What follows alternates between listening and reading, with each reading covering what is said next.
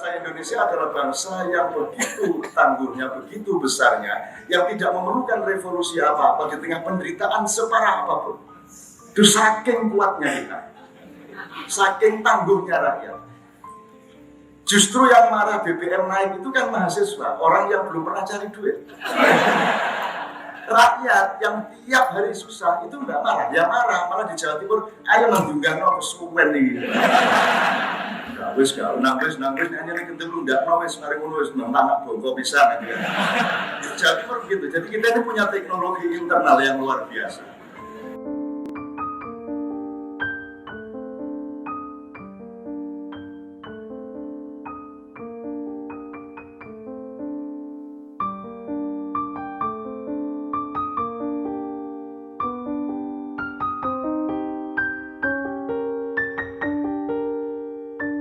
Saya ini berjuang setengah mati karena saya ini tidak pernah baca buku seumur hidup. Selain Winnetou and Sutherland, terus Nogososro and Sabu Inten. Jadi saya pakai bukunya Pak Amin itu untuk tidur.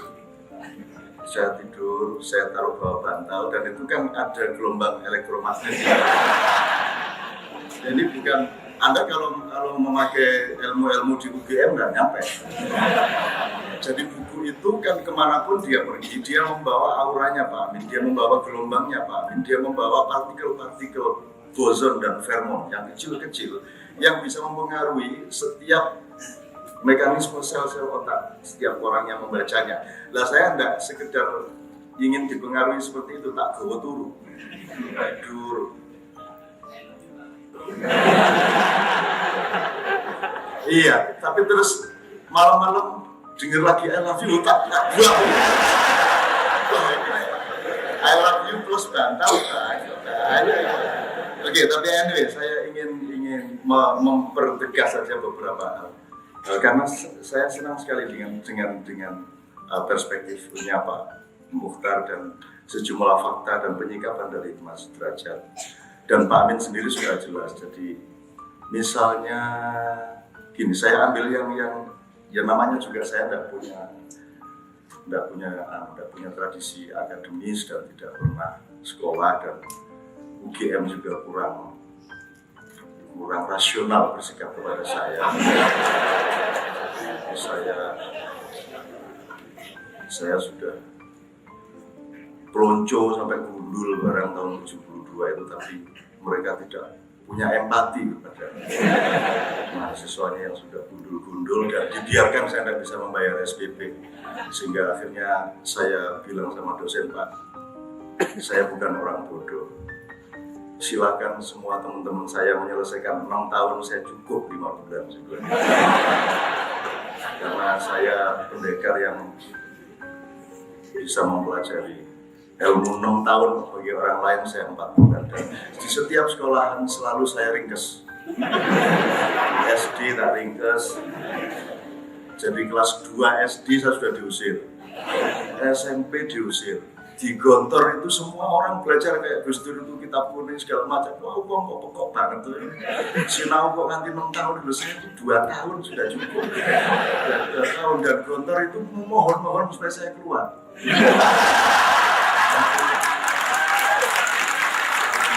Muhi juga begitu sama Muhammadiyah ini.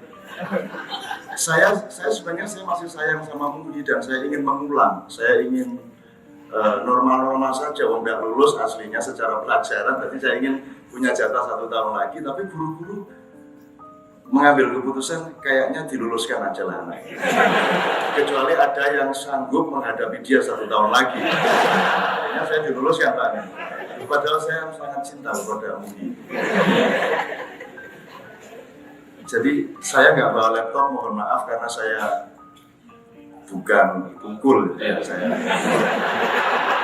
pukul dan Pak Askabi, Pak Alihi, Rasalim.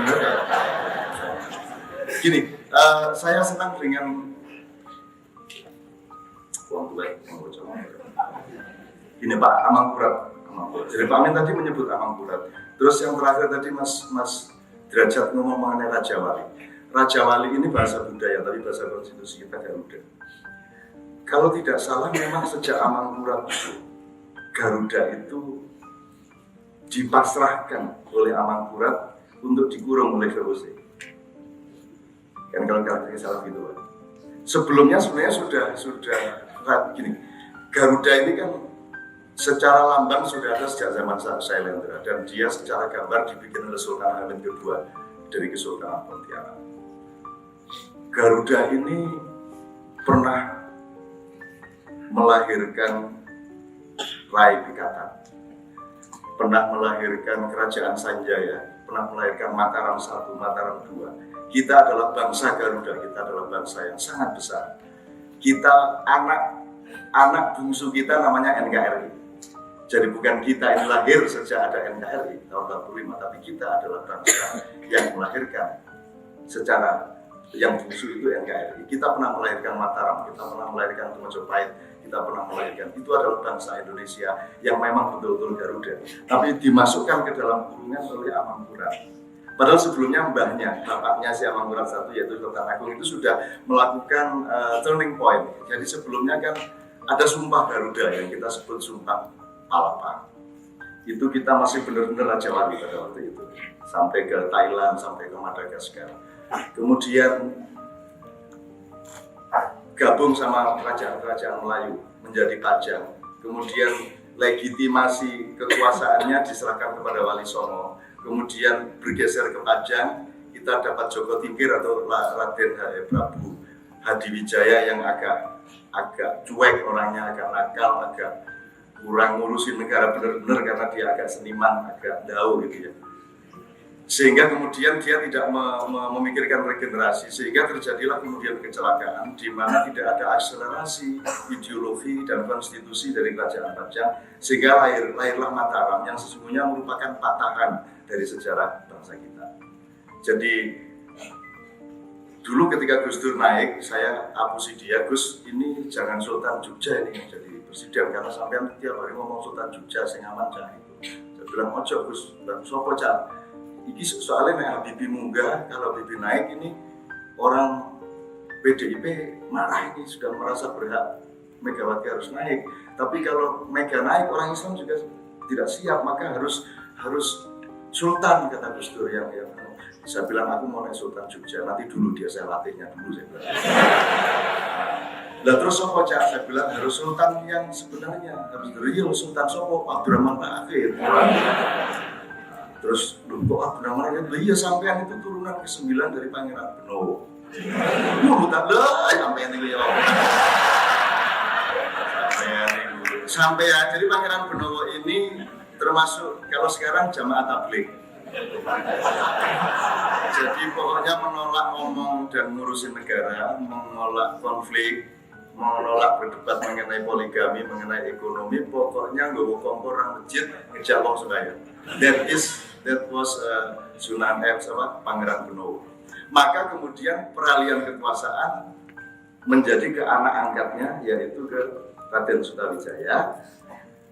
Dan ini juga bukan hanya peralihan terah atau darah, tapi juga peralihan legalitas, legitimasi spiritual dari kekuasaan. Dari Wali Songo diambil alih atau diberikan kepada Nyai Roro Kidul. Begitu. Nah, sejak Mataram Nyai Roro Kidul. Nah, Soeharto adalah Mataram kedua. Kemudian dia capek, mungkin karena tiap hari sama Nyai Roro Kidul capek lah, baru mulai tahun 92 bikin Ijmi itu, kembali sedikit-sedikit ke Wali Songo kan itu. Nah, kekuasaan Nyai Roro Kidul ini kemudian disingkirkan kembali oleh bapaknya Amangkurat, yaitu Sultan Agung, yang ditemani oleh keris yang namanya Kiai Bolorojo. Nah, Sultan Agung ini saya ingin mengembalikan Garuda ini kembali. Nah, kenapa hubungannya sama Gus Dur? Gus, Mbah sampean yang dulu membuat negara ini tidak ada yang pegang sampai akhirnya diambil Nyai Roro Kidul. Nyai Roro Kidul itu bukan jin, bukan orang. Itu satu mitologi yang membuat kita tidak rasional. Itu aja. Itu yang membuat kita tidak tahu apa yang harus kita percaya, yang membuat kita tidak tahu siapa benar siapa salah, yang membuat kita kehilangan parameter. Itu aja maksud saya. Jadi jangan membayangkan jin sopo sapi itu. Gitu. Jin itu cukup di toko-toko itu ada jin Levi's, ada jin. Oke. Nah, Sultan Agung sebagai turunannya ini unik, penciptaan Tuhan itu unik. Jadi sebenarnya Sultan Agung ini malah ingin mengembalikan dari Nyai Roro Kidul ke rasionalitas agama lagi kan. Tapi anaknya, cucunya justru meresmikan Garuda ini untuk dikurung oleh VOC. Nah sekarang saya tidak panjang-panjang, saya mengusul diri Garuda. Jadi Garuda itu kan Anda tahu Raja Wali, Raja Wali, right? Kita ini terbangnya gagah perkasa, kita melanglang buana, kita mandiri, kita punya keanggunan, kita punya keagungan di angkasa. Bangsa Indonesia adalah Garuda, bangsa Indonesia adalah Raja Wali. Kita ini lebih tua daripada Nabi Ibrahim. Orang sudah dibuktikan kita ngomong ini salah. Yang menguasai keuangan dunia sekarang ini adalah turunannya Nabi Ismail sama Nabi Ishak. Kedua-duanya anaknya Nabi Ibrahim. Jadi keuangan Arab dan politik Yahudi dan seluruh perangkat-perangkat kekuasaannya semua itu ada di bawah keturunan Ismail sama Ishak. Pertanyaan saya, kamu siapa? Gua turunan Nabi Ilyas atau apa? Saya ingin mengatakan kepada Anda lebih tua dari Ibrahim. Induk Anda itu generasi ke-6 sesudah Adam. Ini susah dibantah juga karena penelitiannya juga belum ada. Jadi sekali percaya orang percaya. Tapi kita lebih tua dan bangsa Indonesia adalah bangsa yang begitu tangguhnya, begitu besarnya, yang tidak memerlukan revolusi apa-apa di tengah penderitaan separah apapun. Itu saking kuatnya kita, saking tangguhnya rakyat. Justru yang marah BBM naik itu kan mahasiswa, orang yang belum pernah cari duit. Rakyat yang tiap hari susah itu enggak marah, dia marah di Jawa Timur, ayo nandungano kesuwen nih. Wis gak nangis hanya nek kentung ndak wis mari ngono wis nang bongko pisan ya. Di Jawa Timur begitu. Jadi kita ini punya teknologi internal yang luar biasa. Dan Pak Harwanto tahu persis bagaimana saya dimanapun saya ketemu massa, saya selalu gede-gedein hatinya. Kamu tuh orang hebat. Dan sekarang ini ceritanya sederhana. Kamu nggak boleh besar. Orang Indonesia tidak boleh besar, terutama umat Islam tidak boleh besar. Anda menjadi orang yang dikurung dan bertengkar sendiri dalam kurungan. Butuh Monas, butuh mana untuk bertengkar sendiri di dalam kurungan itu. Burung Garuda ini kalau dikurung, waktu zaman Amangkurat itu kan si Garuda berontak terus. Makanya ada Kiai Kajoran, kan gitu. Ada Kiai Kajoran, ada Trunojoyo, ada siapa waktu itu. Itu berontak semua. Kenapa? Karena Garuda yang di dalam kurungan ini dia pernah punya pengalaman terbang, pernah punya kegagalan, pernah mengalami kemandirian. Tapi anaknya Garuda, dia tidak pernah terbang, sayapnya tidak pernah terlatih, kelopok dalam kurungan. Jadi dia tidak punya visi, dia tidak punya mimpi, dia tidak berani bercita-cita, dan dia tidak mandiri karena dia tadi sudah tinggal nodol-nodol. Dikasih oleh VOC itu makanan yang nodol, itu anaknya. Jadi perbedaannya dengan Bapak si Raja Wali adalah tidak pernah punya pengalaman kegagahan, tidak pernah eksplorasi angkasa, tidak pernah punya kemandirian, gitu ya. Sehingga juga tidak punya cita-cita. Itu bedanya sama bapaknya. Itu baru anaknya, cucunya, cicitnya, terus generasi sampai ke bawahnya. Setahu saya kalau burung tidak pernah terbang itu juga tidak ada pemuaian biologis, sehingga dia makin lama makin kecil. Jadi yang dulu Raja Wali Garuda itu sekarang sudah ciprat. Segini nih, hatinya kecil, otaknya kecil, badannya gede tapi hatinya kecil.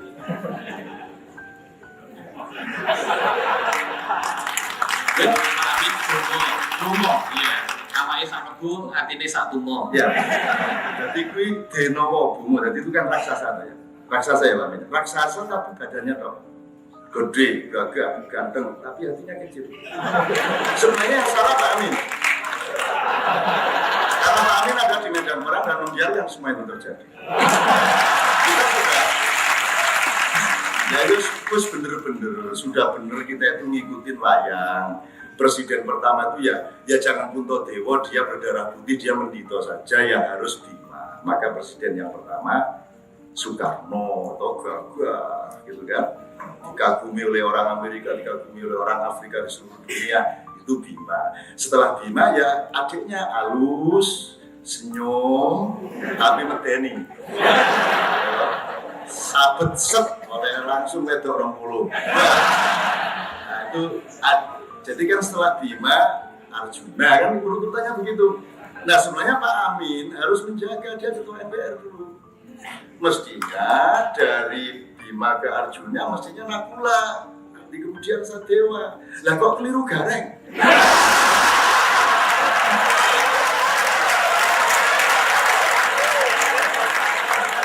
Yang di market. Yes, keliru Gareng.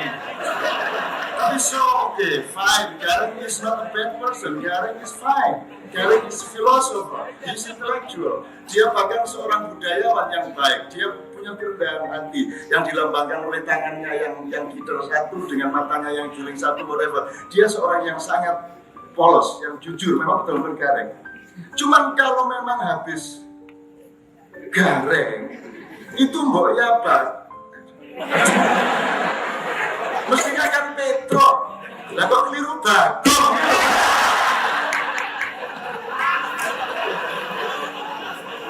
Iya, yuk keliru terus ini. Atau terus Bagong, nggak wes. Jenenge Bagong, ayo. Nah kalau sudah Bagong itu jam 2 malam keluar goro-goro. Kalau sudah Bagong pasti Lembok yang datang. Itu orang ini cara ini. Saya ini mau ngomong serius tentang Garuda. Kalau sudah Lembok, nanti setelah goro-goro Pak Amin baru raksasa datang. Bumo, tadi itu kan gitu. Nah gitulah. Sekarang tinggal Pak Amin. Kita nggak punya waktu lagi Pak Amin.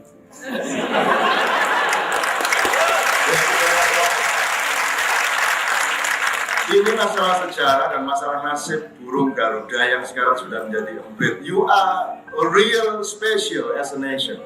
Kamu bangsa yang luar biasa. Wah ini kalau, banyak sekali yang ingin saya tekankan lebih roh untuk Anda semua sebenarnya. Jadi kita punya waktu sangat sedikit Pak. Ini jangan sampai lolos. Tahun 2012 jangan sampai belum ada turning point. Dan nanti tahun 2015 itu 70 tahun persis sesudah kemerdekaan. Dan tolong pelajari antropologi dan ekosistem, ekologi. Semua bencana dan kejadian besar di dunia itu 94% terjadi pada titik kelipatan 7. Ini bukan mistake. Memang kelipatan 7. Jadi itu kalau dilihat tahun-tahunnya terjadinya, jadi tsunami di zaman Musa, tsunami di zaman Nabi Nuh, tsunami Aceh, segala macam. Kalau Anda lihat tahunnya, itu semua pada kelipatan 7. Dan peristiwa-peristiwa besar di dunia ini juga selalu ada indikator terhadap 7. Kita dijajah Belanda juga setengah kali 7, dijajah Jepang setengah kali 7. Maka buku ini saya sebenarnya kasih nilai 9, cuma demi 7 saya kasih nilai 7.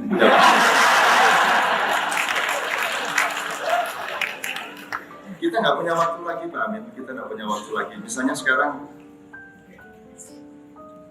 sebelum saya mengurut sedikit ini, saya kan ada beberapa rekomendasinya Pak Amin yang ingin saya tegaskan aja. Tidak ada yang sama bukunya Soviet, bener. Semua yo Amin Rais harus seperti itu dan Amin Rais ngomong dok rasa Amin Rais kan gitu ya. Jadi habis ini harus jelas. Go to the center of the war. Perang. Loh ya meneng, hidup adalah perbuatan.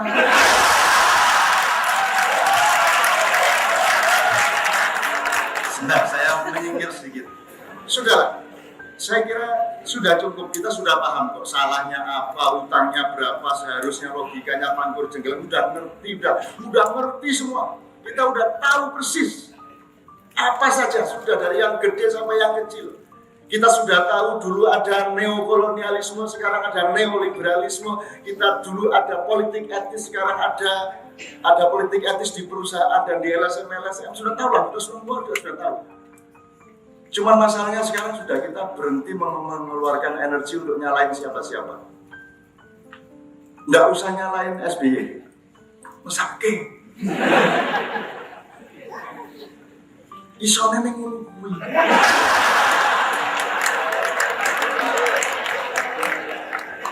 Ya enggak juga lah kalau dia sampai seperti Aman Berat, ya enggak juga. Cuma dia yang enggak ngerti, that's all. Dia enggak ngerti dia. Ojo meneh SBY wong Gus Dur aja tergantung kiri kanannya kok. Nah Pak Amin kan tidak. Pak Amin kan mestinya kan yang namanya tetangga dan kiri kanannya itu kan global kalau Pak Amin. Kalau Gus Dur kan tergantung kiri kanannya semua. Oh iya.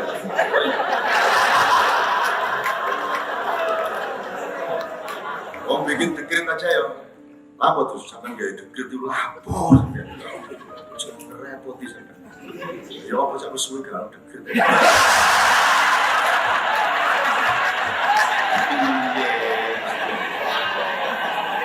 Ya tapi sampean gak dekret gitu.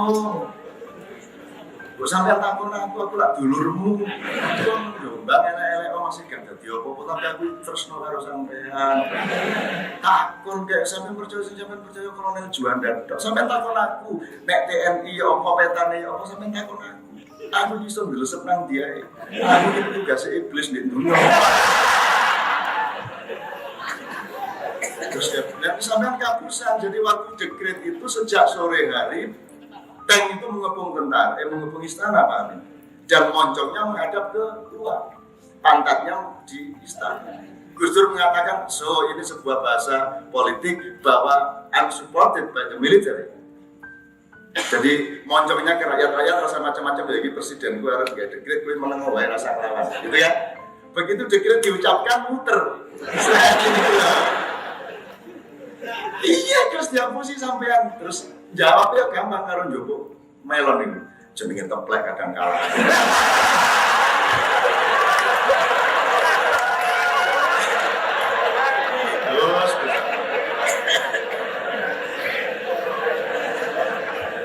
Jadi mohon maaf, saya ini setiap sahabat saya cintai dan saya bantu. Begitu dia naik, saya tidak mau ketemu lagi. Tapi begitu dia turun, saya orang pertama yang datang. Rasulullah mengatakan temanilah 3 orang, yaitu orang berkuasa yang jatuh, orang kaya yang menjadi miskin, orang terhormat yang dihinakan. Dan itu pekerjaan saya cuma seperti itu. Nah Gus Dur tak parani isu-isu, terus saya disuguhi melon di istana, dipangan dewe mas. Nggak pernah mempersilahkan bujukan yang juga gak ini. Nah, terus saya sama istri saya sama Andi, saya teman di Jakarta ini presiden tuh. Gue gak melanggar, badok di. Terus lagi, nyolong buku-buku tapori ular. Sampai hari ini apa sih Gus ya. Tapi dia setelah cemberut 20 menit setelah ketemu saya relax lagi. Dan udah sekarang sampai pulang untuk apa di istana. Sudahlah sampai ini istana terlalu kotor untuk kesucianmu. Go to the Ciganjur Palace. That's the real palace of you.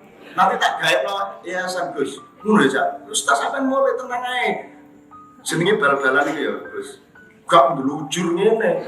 Mentang-mentang gawang di sana mengiringi rotor itu jadinya bakar basir.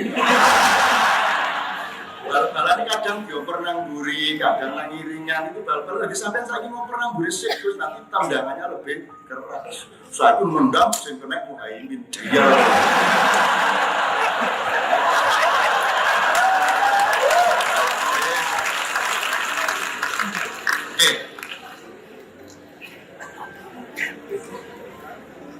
Ini teman-teman ini serius nggak sih? Saya ini sebenarnya mau ngomong sangat serius about poor Garuda. Pak Amin sekarang nggak boleh Garuda tumbuh Pak Amin. Pak Amin di sini mengatakan belum ada pancaran cahaya yang muncul di ujung lorong kan begitu di buku itu. Pak Amin nggak boleh. Ini bangsa nggak boleh besar. Yang mengatakan tadi Pak Mukhtar Masud ada satu aliansi kekuasaan politik, ekonomi, sosial, dan kebudayaan yang memiliki satu desain global, internasional sedemikian rupa sehingga orang Indonesia itu begini sudah diselidiki segala macamnya. Ini jangan sampai besar ini bangsa. Kalau sampai bangsa ini besar, susah dunia. Karena besarnya orang Indonesia itu besar yang tanpa ngasorake. Kita ini, wong Indonesia itu kalau berkuasa tidak di atas, di bawah. Jadi sendok. Jadi kalau kita berkuasa justru di bawah, disendok ya gak apa-apa. Artinya disendok itu kapan-kapan diucaloknya. Dan itu kita punya. Makanya kita ditindas kayak apapun itu nggak percaya sama omongannya Pak Amin. Coba rakyat, ya memang mengeluh, tapi nanti prakteknya mereka tidak merasa ditindas. Karena kita ini saking hebatnya bangsa, bakatnya luar biasa, apa saja bisa. Olimpiade ilmu pengetahuan selalu nomor 1. Mahasiswa Indonesia di luar negeri selalu cum laude. Teater, puisi, gak usah latihan, tekorono gak mendadak nomor 1. Apa saja. Indonesia ini manusianya dahsyat. Dan dulu malaikat Israel ngambil tanah liat itu di Pulau Jawa. Ambil tanah liat karena disuruh Tuhan, coba nanti kamu bikin patung, saya mau bikin Adam. Nah, yang berhasil ngambil tanah liat itu, tanah liat di Arab, ya Allah. Tanah liat ya di sini.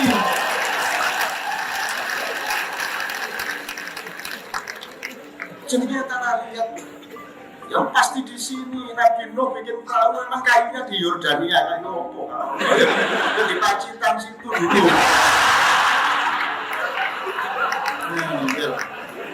Anak buahnya Nabi Musa itu di Quran mengatakan, Nabi, kalau memang kamu dicintai oleh Tuhan, mbok minta makanan, kacang, bayam, sayuran, timun. Mana ada orang Arab boleh timun nih? Jadi anak buahnya Musa itu mesti negara lamongan. Pak ada siha, basoliyah, semua makanan tropis yang disebut. Kita ini dibikin ciprek, jadi kamu tidak percaya diri. You are a great nation. Mohon maaf, Pak Moderator. Satu indikator aja. Bahasa kita. Kalau bahasa Indonesia itu kan cuma bahasa perjanjian pengantenan. Jangan diandalkan. Bahasa asli kita adalah bahasa Sunda, bahasa Jawa, bahasa Melayu, bahasa Tagalog, bahasa Batak, semua jadi dari satu induk. Dan peradaban yang tertua ada tercermin di dalam kekayaan dan detail bahasanya, betul? Betul? Untuk tercipta satu kata kan bisa butuh 10-20 tahun, bahkan bisa 100-200 tahun. Di seluruh dunia ini udah gak angel-angel ke sopo wis. Mambu we, mambu. What is mambu in English? Bad smell. That's all. They don't understand what is the difference between pesing and pengus and bacin and badet. Do they know that? They are so young. Mereka masih muda. Amerika itu masih muda, anak kecil. Kita sudah tua, kita ngerti, ditutup matanya itu. Yo.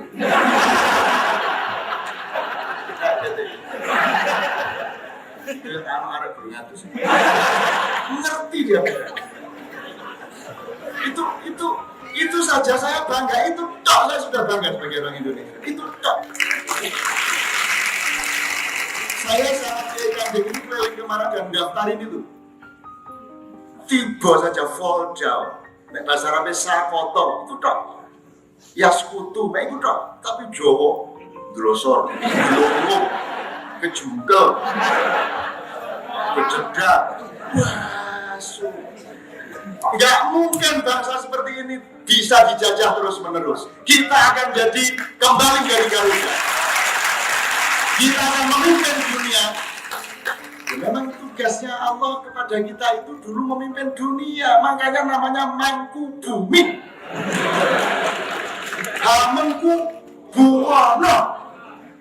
Tak ini. Kan jelas apa?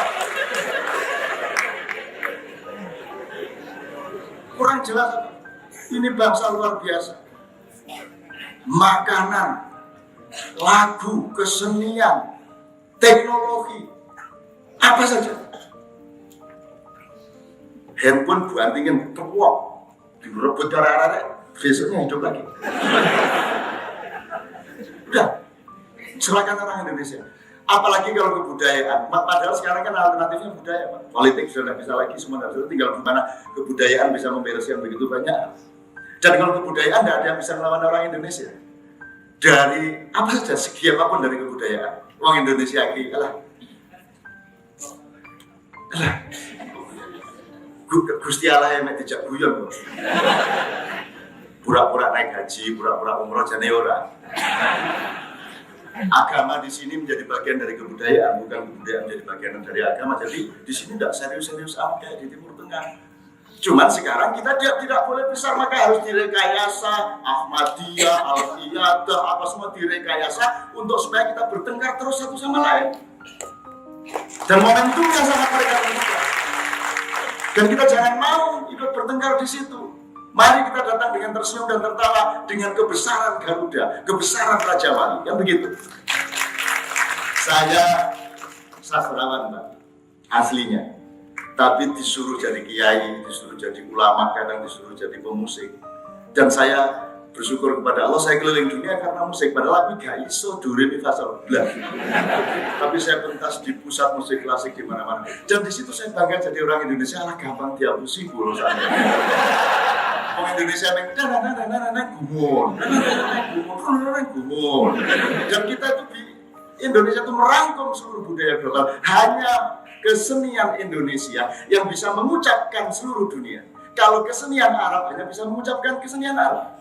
Alat Arab hanya bisa mengucapkan kesenian Arab. Alat Barat hanya bisa mengucapkan kesenian Barat. Tapi kesenian Indonesia bisa mengucapkan Barat, bisa mengucapkan Arab, bisa mengucapkan apa saja. Ini serius. Kalau kita belajar musik, serius. Wah, arek-arek ini adzan wis. Mau minta muadzin berapa? Sak kampung. Cari di Mekah jumlah muadzin sing enak di rumah. Bisa dihitung karo jari. Dikira belater. Di mana-mana enak suaranya. Cengkok negro bisa, jazz, blues bisa. Apa aja bisa. Cari satu orang Arab kon nyanyi es lilin majel, iso. Cari satu orang Amerika suruh nyanyi lirik-lirik, iso. Tapi kita nyanyi barat mana saja kita bisa. Kita ini kapten kesebelasan dunia. Kapten sebelah itu kalau kiper tidak ada, kita kiper. Kalau back kiri tidak ada, kita back kiri. Kita multi bakat, kita bisa apa saja. Maka kita tidak boleh besar oleh mereka. Kan begitu? Jadi Pak, setiap munculan cahaya pasti ditumbas. Only you, hanya Pak Amin yang bisa melanggar hukum ini. Kalau saya sudah dibunuh sudah lama, sama wartawan-wartawan pers sudah bunuh saya sudah berpuluh-puluh tahun. Jadi saya tuh biar nangkep maling tidak akan masuk koran. Saya nangkep maling nggak masuk koran, Pak Amin lewat orang apa cahaya aku nangkep maling, gue sambil buku koran Amin Rais. Ya saya nggak ada masalah dengan itu semua, tapi you are the only one yang bisa melanggar itu, menembus itu, Pak Amin. You are name make news. Kalau Pak Amin mau, itu semua sudah mungkin di wartawan semua. Nah aku masih muda ya, nggak gumun. Masih aku kalau Gusti Allah melakukan nggak gumun. Tapi kalau Pak Amin punya peluang untuk itu semua. Jadi teman-teman sekalian saya mohon maaf. Sekali lagi soal Garuda ini saya sangat serius. Dan saya sebenarnya datang ke sini ini putus asa saya. Raiso, Pak Amin mengatakan dibutuhkan seorang kepemimpinan alternatif. Sopo, ono yo ento, pasti dibunuh sama jaringan itu. Nah, yang bisa mengatasi pembunuhan itu Pak Amin. Gitu. Kalau Pak Amin mau tidak mau, media butuh sama dia. Nah aku modaro. Gusti Allah itu nang omahku salaman piye nun kabari. Orang menarik. Kalau Gusti Allah salaman jagongan loh kalau sampai iblis ini sekarang melakukan hubungan intensif sama saya. Terakhir sekali Pak Arwanto, saya mau izin.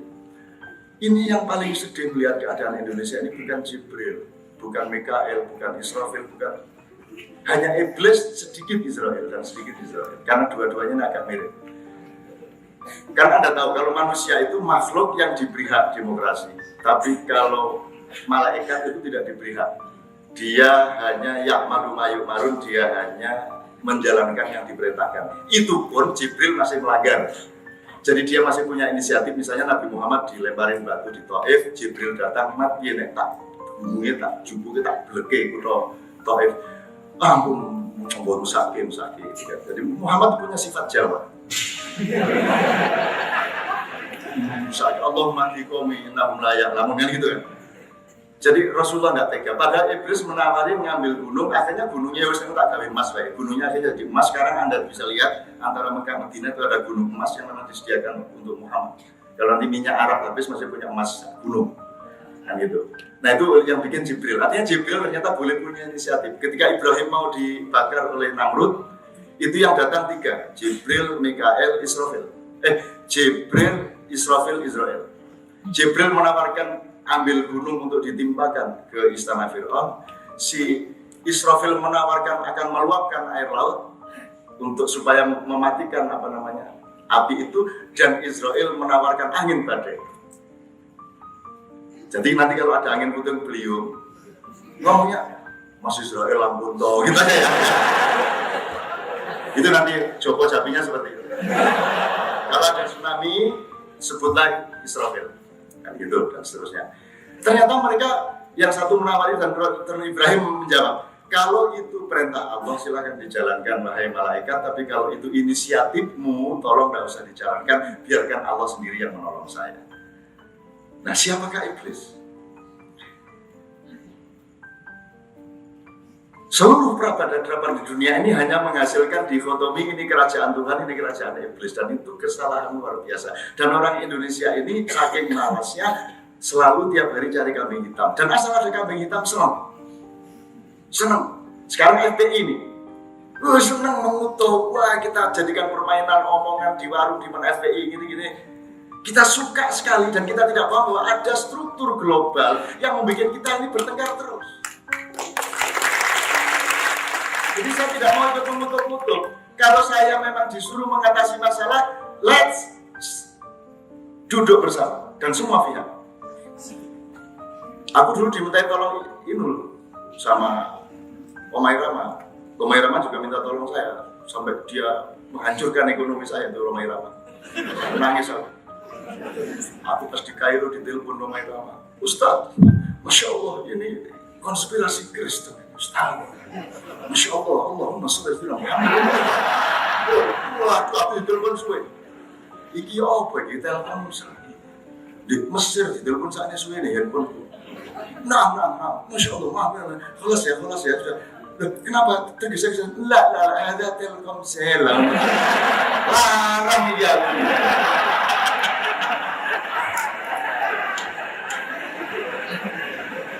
Saya mau mendamaikan mereka tapi berdua. Saya mau ketemu Habib Rizik, saya mau ketemu Pak Amin dan semua teman-teman lain, kita duduk bersama.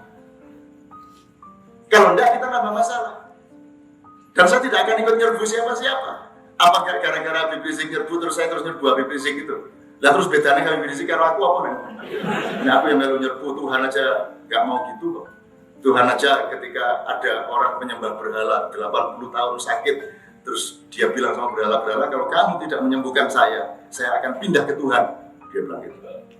Jibril tersinggung, wih enak aja Tuhan untuk tempat kompensasi. Terus Jibril lapor, bukan ini enak aja untuk tempat berhala. Dia bilang kalau si berhala tidak bisa menyembuhkan, maka dia akan pindah ke tempatnya Tuhan, akan menyembah Tuhan. Saya tidak terima sebagai hamba Allah, kata Jibril. Terus Tuhan mengatakan, ya sudah disembuhkan aja, Jibril. Loh, dia menghina Tuhan. Terus mereka tak saya sembuhkan, bedanya berhala sama saya apa? Ya Allah itu. Loh.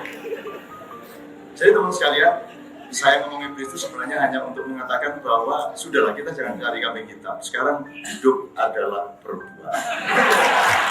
Oke, kita menjadi penggembira semua dan revolusi harus terjadi. Bukan revolusi menggulingkan kekuasaan. begitu Anda pegang kekuasaan, lakukan revolusi. Kan begitu? Begitu Pak Amin pegang kekuasaan, lakukan revolusi. Sebab ini semua pesan-pesannya Pak Amin ini harus revolusioner semua ini. Ini kabeh. Loh, ini nanti yang ngaco Pak Amin, bawahannya Pak Amin ya. Nah, sampai menteri yang ngaco dirjen dan irjen sampean. Nah, sampai bupati yang ngaco kepala bagian sampean, gitu loh. Kalau Gus Dur yang ngaco ya kiri kanannya, gitu loh. Gitu loh. Jadi ini harus ada revolusi besar-besaran ya. Revolusinya cara kita lah. Revolusi enggak ya cara Jombang. Maksudnya kalau asik-asiknya itu cara Jombang. Gabungan antara Andro Syekh, Bung Tomo, Gobloh, Asmuni, Hasim. Jadi ada unsur Abu Bakar Basir ya ada, unsur Asmuni harus tetap ada, Gus Dur harus tetap ada, ilmunya Cak Nur harus tetap ada. Jadi semua lengkap. Nek Abu Bakar Basir tok ya susah, Asmuni tok ya gak dadi, Cak Nur tok ya wis gak ono, Gus Dur tok ya mesti bingung saiki. Jadi teman-teman sekalian, pokoknya inti dari apa yang saya katakan adalah saya sangat setuju dengan buku itu. Ya memang itulah satu-satunya yang harus kita lakukan sekarang. Dan amin, Assalamualaikum warahmatullahi wabarakatuh.